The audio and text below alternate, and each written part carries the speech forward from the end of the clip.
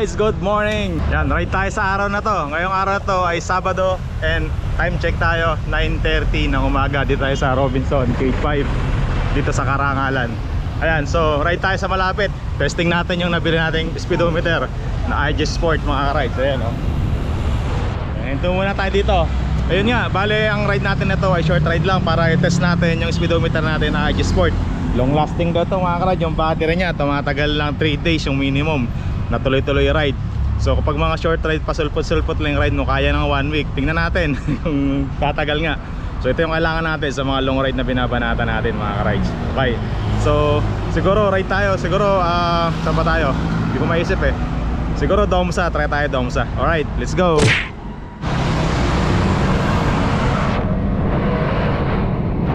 Tanghali na mga ka-rides pero di naman mainit. Maganda yung panahon, no? Kaya pwede tayo mag-ride. Kaya masarap mag-ride mga ka-rides.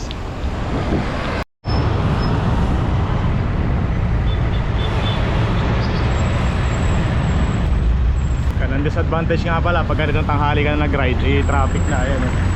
Sobrang traffic na dito lalo sa Felix Avenue. So yan mga ka-rides, Ortigas Avenue na tayo. Ayan, papuntang Tikling. Maganda rito ay bike lane, no? Hindi nakakatakot mag-bike.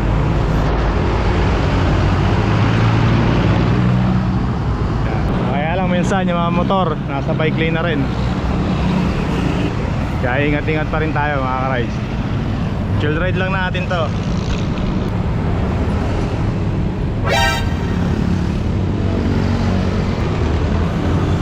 Maganda rin tong IG Sport mga ka-rides. Madaming features na pwedeng magamit.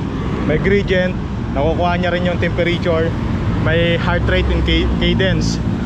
Yung cadence sa padjak mo, ilan yung gaano karami sipa mo. Ayan, sa mga mahilig mag-record. Sa akin naman kasi lang ako, takbo speedometer, gradient lang yung mga tinitingnan ko dyan. Tapos syempre yung layo, distance, yan yung mahalaga sa akin dyan. Syempre yung upload din sa Strava, yan, mahalaga yan. Sayang yung ride pag di na-record. At isa pa, syempre kung tatagal ba yung battery, yan. Kung nga pala yung model nito is IG Sport 320. Yan. Ito yung talagang usap-usapan trending na tumatagal yung battery. Yan, subukan natin. Nagawa akong separate video ng review nitong IG Sport natin.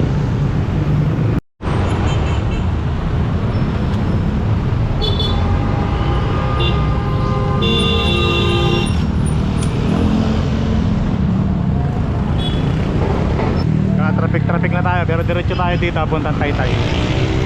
Ito yung papuntang Cabrera, yung kabila na yan. Matindi ring ahawin dyan. May yung mga vlog tayo dyan.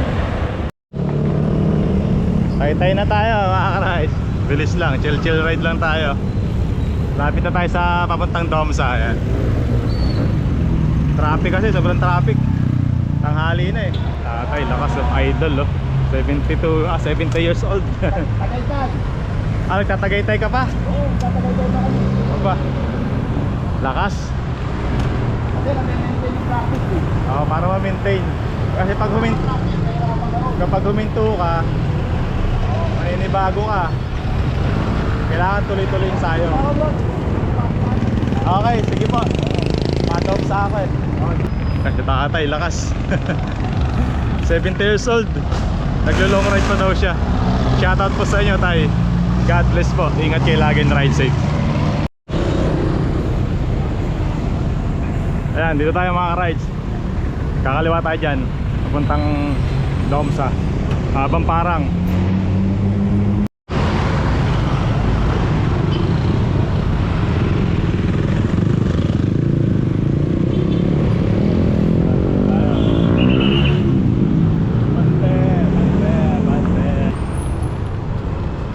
Kulit nung pula. Ayan mga ka-rides, dito tayo. Papasok na tayo papuntang Domsa, Bamparang. Ayan, tara, let's go. Nagpasyang tulay na ito mga ka-rides. Ito na yung umpisa ng papahon ng papuntang Domsa. Ay, ito yung palatandaan. Bungad pa lang, ayan, ahon agad.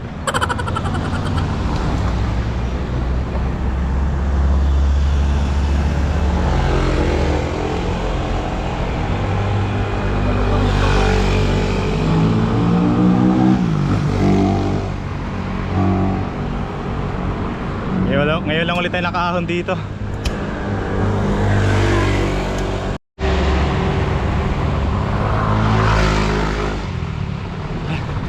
Pero pag 100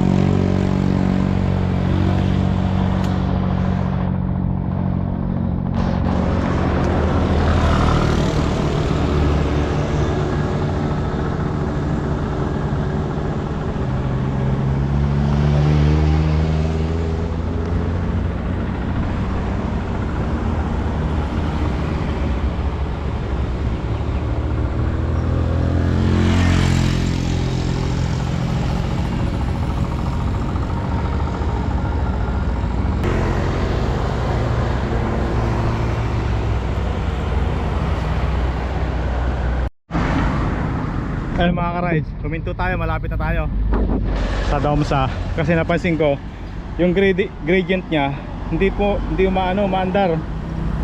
Yung gradient hindi pumipitik. Yan, tapos yung distance natin hindi ko nagalaw. I-calibrate ulit natin bago tayo may ahon pa dito. Ayan, oh. Bagya na lang yan. Titestingin ko yung gradient ulit kapag naset natin ng maayos. Dito na ako huminto, alanganin dun eh. Ako panibago ahon. Yun mga ka-rides, di natin na-set ng maayos yung settings natin. Ayusin natin mamaya. Hindi gumagana. Ay, gumagana na yung gradient. Finish na 4% nag-sync. Dapat pala naka-custom, di naka-metric.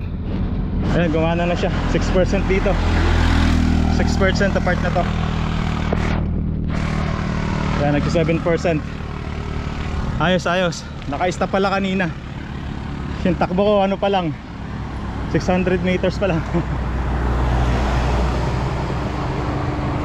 Hindi gumagana kaya naka-stop pala. Ang bihira. Ito yung bagong signage mga ka-rides, oh. Domsa Budik. Picture tayo dyan. Ay, gumagana na 8% dito.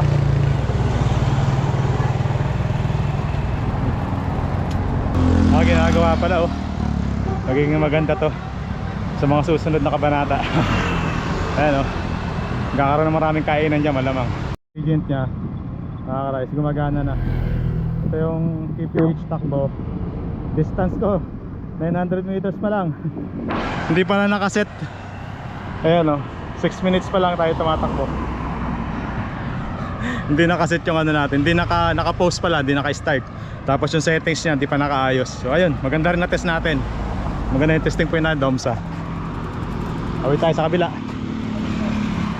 Yan yung wall 2 na tinatawag. Yan. Picture tayo dyan. Picture tayo dito. Ayan. Magiging kainan to, magiging magandang tambayan to sa susunod. Napang ganda na, picture tayo saglit. Ayan, ngayon ulit tayo nakapasyal ng Domsa. So ito yung bagong signage ng Domsa ngayon.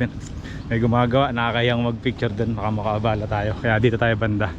Ayun, oh, may tindahan na rin pala dun. Nice, nice. Silipin natin ito yung baba. Ayun lang, yun ang masaklap. Ito yung problema natin.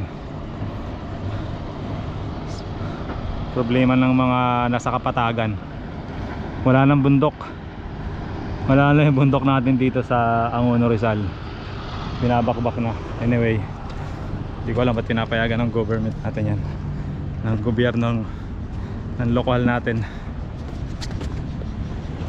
So yun mga ka-rides, ito yung ride natin sa araw na to. Dito lang tayo sa Budik ng Domsa. Ayan. So pabalik na tayo dahil may lakad pa tayo mamaya. So gagala ko yung makulit kong anak. Alright, so baba na tayo. Ito lang yung ride natin. Tinest ko yung IG Sport ko na speedometer. Gagawa ko ng review to. So yun nga, nangangapa pa ako sa settings nito. Kaya hindi gumagana yung gradient. Hindi pala naka-set, naka-post pala. And hindi rin naka-set yung settings niya. So ayusin ko. Ayun mga ka-rides, so ito yung nabili natin na speedometer na pang long ride natin. So long lasting yung battery. Tumatagal doon ng 3 days to, na tuloy-tuloy na ride. So yun, gusto na good yan sa mga balak nating long ride, sa mga susunod na ride natin. Ingat kayo lagi, ride safe. Baba na ako, lusong na ako dito. Hindi, bago lang din ako dito sa Domsa. Ngayon lang ulit ako nakaahon. Pero okay naman, swabe naman. Okay.